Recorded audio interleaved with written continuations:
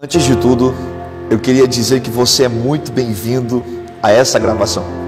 Eu queria pedir para você um favor gigantesco, que você pegasse esse vídeo que a gente está gravando agora e que você compartilhasse com amigos, com parentes, com pessoas que são próximas a você, para que você possa ser um canal de bênçãos e alcançar, nos ajudar a alcançar muitas vidas, alcançar pessoas que precisam ouvir uma palavra edificante.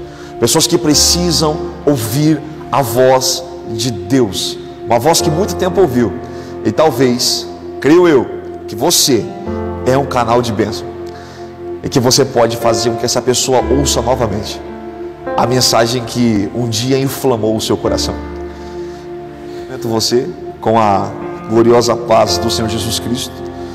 E se você tiver a possibilidade e as condições, eu peço que você tome o seu exemplar da Bíblia Sagrada e abra comigo em um texto que é muito conhecido. É um texto que todos conhecem, é um texto que todos já ouviram falar. Está no livro de Marcos, no capítulo de número 5 e no versículo de número 26, que diz assim: e que havia padecido muito com muitos médicos, e despedindo tudo quanto tinha, nada lhe aproveitando isso, antes indo a pior.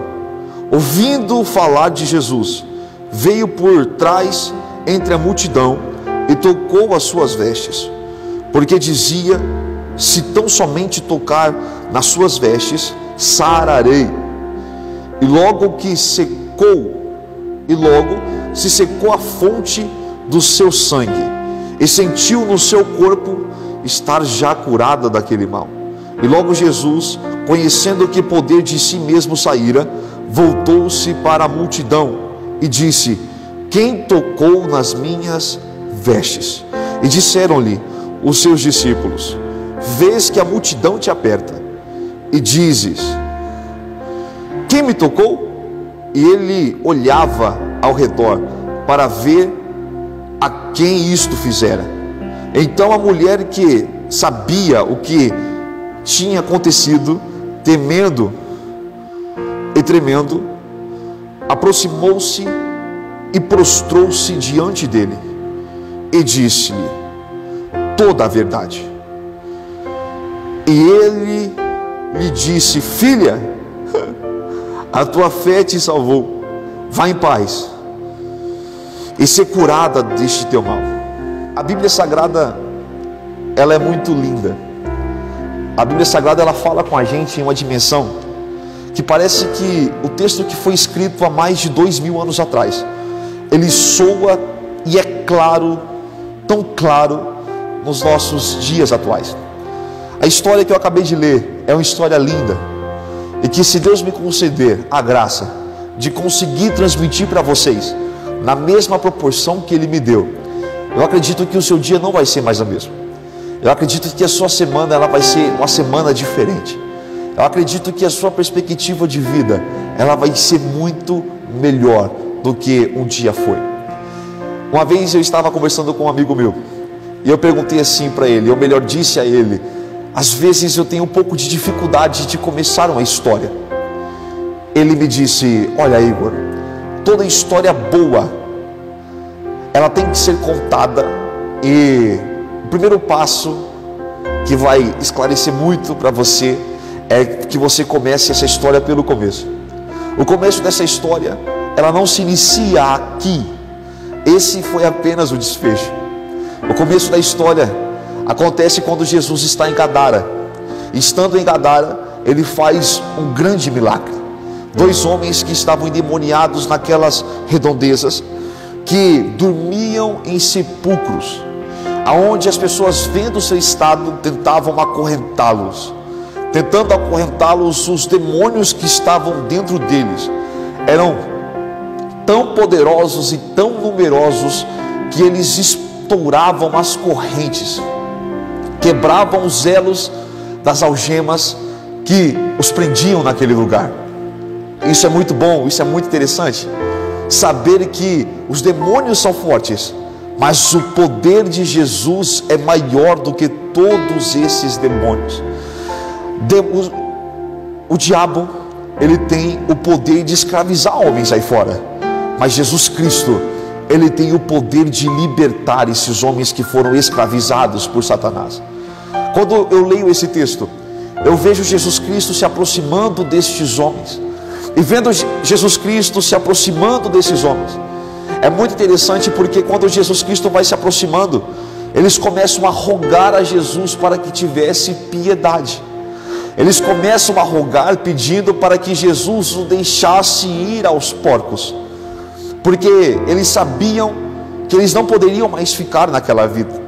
A presença de Jesus, quando ela chega em determinado lugar, não existe a possibilidade de Jesus Cristo ter convivência na mesma vida de um homem, sendo que ele está possuído por demônios, sendo que ele está possuído por males. Jesus Cristo, ele vai chegando, e quando Jesus Cristo ele chega, aqueles demônios eles têm que sair, eles não podem mais ficar. Eu acredito que os planos de Satanás para a vida de muitas pessoas está com o seu tempo limite chegando, porque Jesus Cristo, ele está fazendo com que nesse período complicado que a gente está vivendo, que a gente tenha uma retrospectiva de tudo o que nós estávamos fazendo. Será que a nossa vida era pacata? Será que a nossa vida, ela era uma vida otimizada na presença de Deus?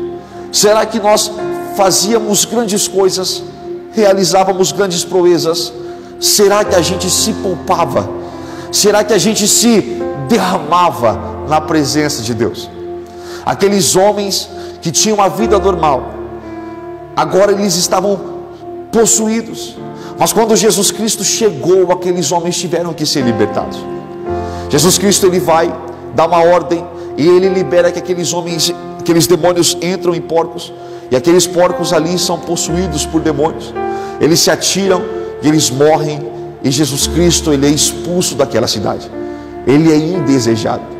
Talvez fazer o bem sempre, talvez lutar para conseguir fazer o bem, nem sempre é a melhor coisa que pode acontecer em determinado lugar. Todas as vezes que você vai investindo bem na vida de alguém, você vai lutando contra um mal que opera. Não existe a possibilidade de você sempre agradar. Todas as vezes que eu olho Jesus Cristo sendo expulso daquela cidade, por ter feito aqueles demônios serem expulsos da vida daquele homem, eles se preocuparam com a economia, eles se preocuparam com a venda e com as trocas daqueles porcos que eles haviam perdido. Mas Jesus Cristo se preocupava com a alma daqueles homens. Não existe montante de dinheiro, não existe talentos e toneladas de ouro, não existe absolutamente nada que possa comprar uma alma. Fazer o bem nem sempre é bem visto, fazer o bem nem sempre é aceitável. Todas as pessoas, praticamente todos os profetas que trouxeram a voz de Deus aos homens, eles foram estigmatizados, martirizados, eles foram cuspidos, eles foram desdenhados, eles foram jogados de lado, desprezados, odiados, porque eles fizeram apenas o bem. Todos nós gostamos de elevar ao Senhor a nossa voz, todos nós gostamos de elevar ao Senhor as nossas súplicas, e às vezes nós queremos só que Deus ele responda: eu vou fazer, eu vou dar, você está correto, você está bem. Mas na verdade, às vezes Deus quer que a gente mude, Deus quer que a gente tome uma atitude diferente, tome uma atitude diferenciada. A Bíblia Sagrada diz que Jesus Cristo, após realizar essas grandes proezas, ele sai daquele lugar, ele toma o seu barco e ele vai com os seus discípulos, navega com eles, eles atracam ao porto, a uma margem, e quando Jesus Cristo ele chega ali, ele é recepcionado. O povo se aglomera, porque já sabiam quem Jesus ele era. Ele era o Cristo revelado, ele era o Messias entregue aos homens, ele era o Deus encarnado, o Deus que havia se feito carne. A Bíblia Sagrada diz que Jesus Cristo, estando ali sendo recepcionado, abraçado, amado, surge uma figura particular, um homem que era distinto da maioria que estava ali. A Bíblia Sagrada diz que ele era o principal da sinagoga. Para você conseguir entender, o principal da sinagoga era aquele que regia os cultos no dia de sábado. Os cultos na sinagoga no dia de sábado eram os cultos mais importantes e mais saturados e carregados de pessoas naquele lugar, porque no sábado era lei para que ninguém trabalhasse. Ou seja, aquele povo todo da cidade ia à sinagoga. E a Bíblia Sagrada diz que aquele principal homem da sinagoga, que eu acredito muito, eu creio, digo eu, não a Bíblia, mas eu creio muito, que aquele homem no começo fez oposição a Jesus, porque a Bíblia Sagrada diz que os principais, ou tudo que Jesus pregava, feria os principais, porque Jesus Cristo ele estava apresentando o reino de Deus, desvinculando os homens dos dogmas e os colocando na dispensação da graça. E aquele homem, eu acredito muito, que fez oposição a Cristo. Só que os problemas que ele tinha na sua casa eram maiores do que os problemas ou as rixas que ele tinha com Jesus. Você conhece pessoas assim? Pessoas que odiavam a nossa fé, pessoas que não gostavam de ser crente. Eu acredito que você que está assistindo já disse alguma vez na sua vida: eu me torno qualquer coisa, mas eu não me torno cristão, eu não me torno crente, eu não sigo essa fé. Mas quer saber? Quando os problemas acontecem na nossa casa, quando a gente vê que tudo aquilo que a gente mais ama se perdeu, e só Jesus tem um mapa que aponta o X, da onde essa coisa está, da onde essa pessoa está, tudo aquilo que a gente mais valorizou, tudo aquilo que nós criamos, tudo aquilo que nós forjamos, que nós amamos, quando nós vemos que isso está sendo tirado de nós, às vezes foi exatamente isso que aconteceu com você. Você perdeu o seu casamento, e você sabia que Jesus Cristo tinha o poder para restaurar a sua relação. Você perdeu parte da família, você foi deixado de lado pelos seus parentes. Às vezes você foi deixado de lado pelos seus pais, e você sabia que Jesus Cristo ele era o único que poderia fazer você superar esse trauma. Às vezes você sofreu um abuso, às vezes você sofreu coisas ruins, e no momento da dor foi no colo de Jesus que você achou conforto, que você conseguiu descansar. Eu estou falando para você que passou por momentos complicados na sua vida, que perdeu muito ao decorrer da sua história, e todas as vezes que você tentou recuperar com a força do seu braço, você se decepcionou, você faliu, você não conseguiu.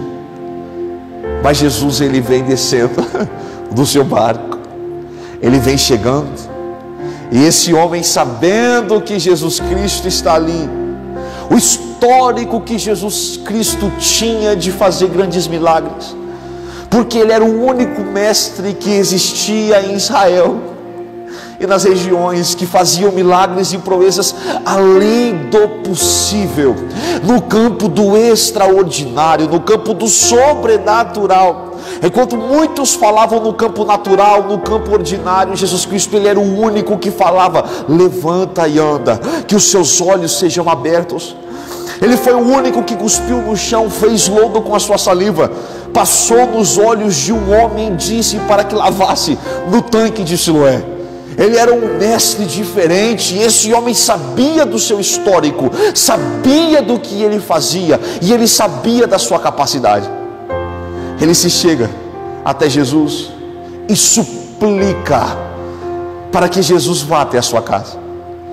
Jesus Cristo ele diz: eu vou contigo.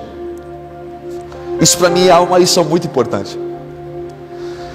Às vezes nós lutamos tanto contra Jesus, ou você já lutou tanto contra Jesus, e quando nós chegamos até essa estatura e imaginamos que Jesus Cristo ele vai nos rejeitar, ele diz: eu não tenho mágoas de você, eu não me importo com o que você fez antes, eu não me importo com o que você optou, selecionou, viveu antes desse capítulo, antes desse episódio.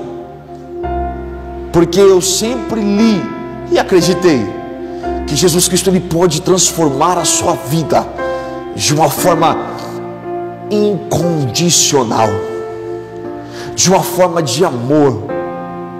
Quando você pensou que seria rejeitado, Jesus Cristo não te rejeitou. Quando você pensou que ia ser desprezado, Jesus Cristo ele não desprezou você. Quando você achou que estava sozinho ou sozinha, Jesus Cristo foi o seu fiel amigo que não te deixou.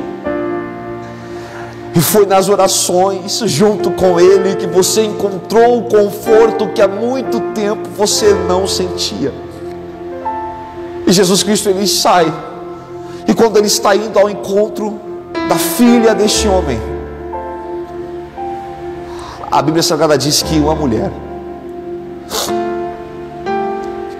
que há 12 anos sofria de uma hemorragia, que há 12 anos sofria de um sangramento, um fluxo que nunca havia sido interrompido.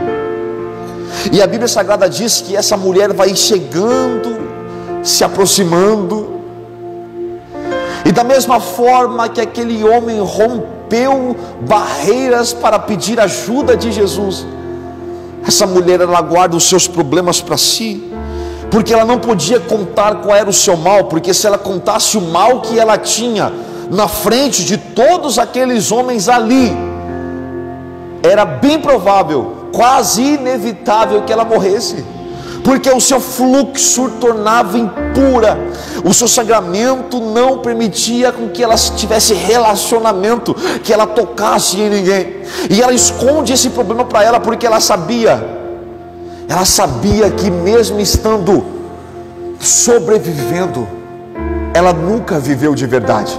Há 12 anos ela não vivia, ela sobrevivia. Ela gastou tudo que tinha,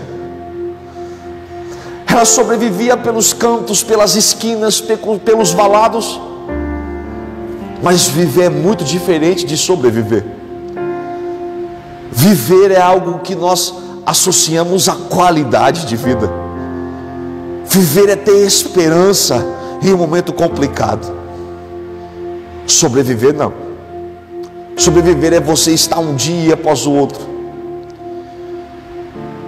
só tendo o que é necessário, sem conseguir ter uma felicidade.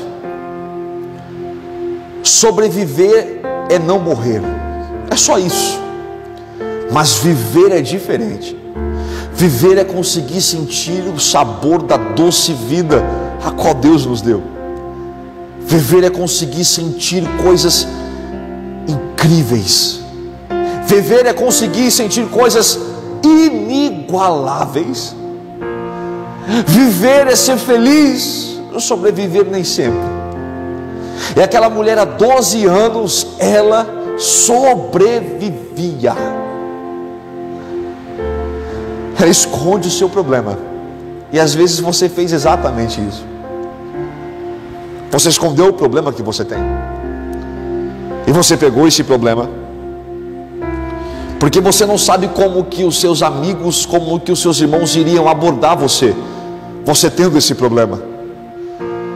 E você guardou para si, porque você sabia que sobreviver não tem sentido. Você sabia que sobreviver já não é mais o seu foco. Viver agora é mais importante. E essa mulher arrisca tudo o que ela ainda tinha, que era a sua vida. Ela esconde os seus problemas. E a biografia que nós temos dessa história, dessa mulher, é muito grande. Ela gastou todos os recursos que ela tinha, investiu o seu dinheiro, investiu os seus recursos. E quando ela, digo eu, recebeu um diagnóstico, ela não estava curada. Ela deve ter passado por experimentos científicos, clínicos, horríveis, para tentar interromper essa hemorragia, mas ela não conseguiu. Por 12 anos, ela tentou fazer de tudo o que estava ao seu alcance. Mas eu quero dizer a você, mesmo que você tenha recursos, mesmo que você tenha nome, mesmo que você tenha status, existem coisas e existem eventos e eventualidades que estão além do seu alcance, estão mais distantes, e eu tenho certeza que existem coisas que você não vai conseguir resolver. Mas eu sirvo o Deus do impossível. Eu sirvo um Deus que faz grandes coisas acontecerem, aleluia.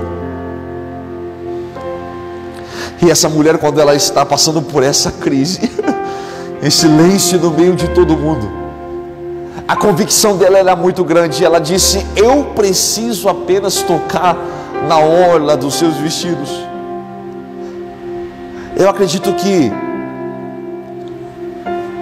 resistir e continuar crendo, mesmo em meio às decepções, é algo que só os fortes entendem. Quantos de nós, que no primeiro não que recebemos, que na primeira vez que investimos, falimos, quebramos, na primeira vez que tentamos, fracassamos, nós quase desistimos? Quem de nós já falou: eu não tento novamente? Agora imagine o número de procedimentos que essa mulher passou.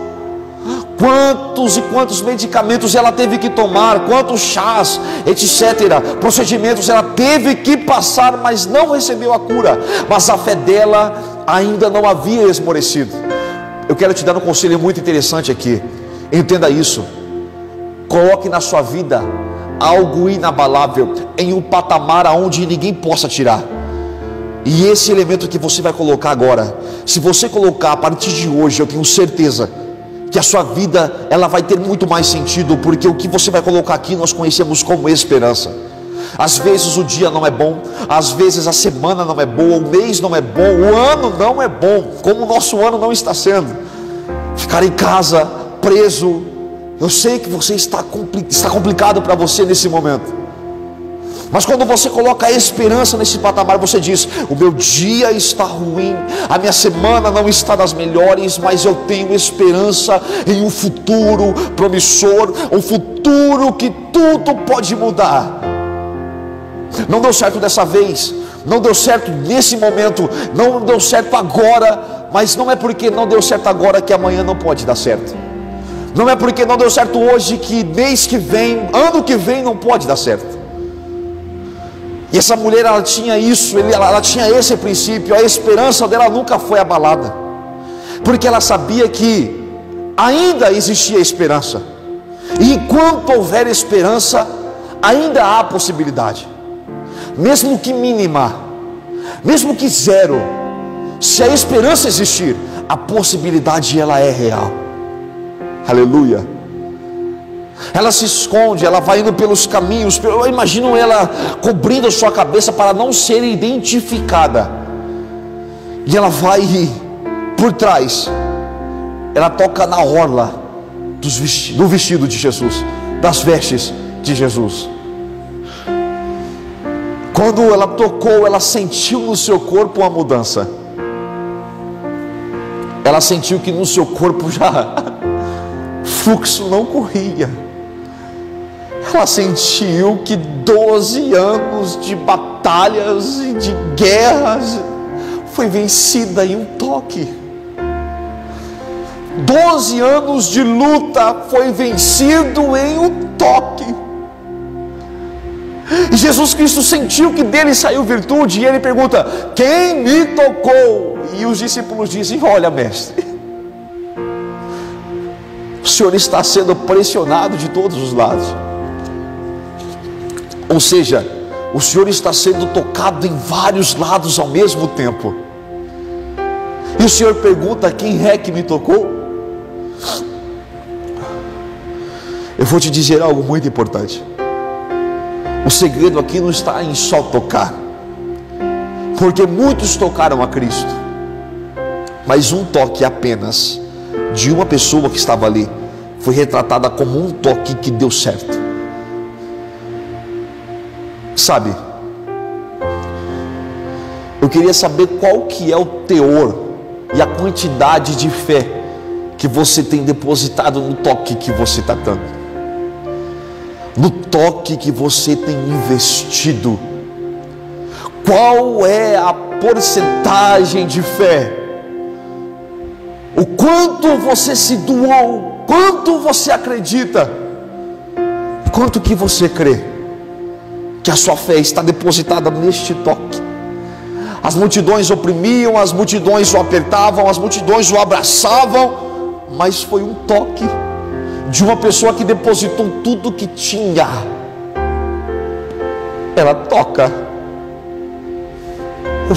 O sangramento ele se estanca, o sangramento ele se cessa, e Jesus Cristo, olhando para esse cenário, ele diz: olha, todos estão me tocando, mas o toque que aconteceu aqui foi diferente. O toque que aconteceu em mim conseguiu extrair de mim virtude. Não foi um simples toque, não foi uma simples pessoa que me tocou. Alguém me tocou depositando tudo que tinha no toque. E esse toque marcou a vida dessa mulher. É um passo à frente, é um dia após o outro. E quando ela tocou ali, parece que existiu um marco. Ela sobrevivia há 12 anos, mas a partir daquele momento ela vai começar a viver em dias mágicos, dias lindos. Mas mesmo tocando ali, quando Jesus Cristo pergunta: quem me tocou? Ela se cala e se esconde.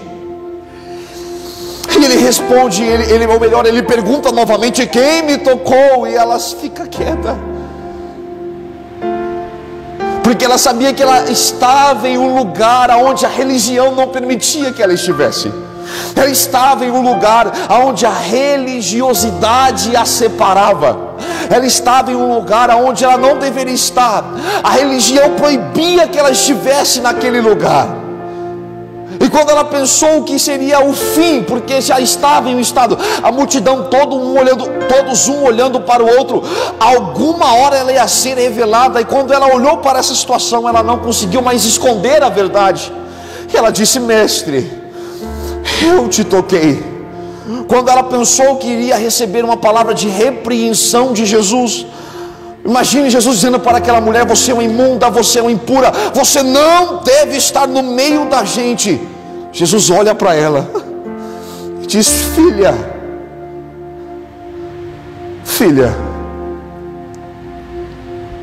a tua fé te salvou. Filha, você está curada.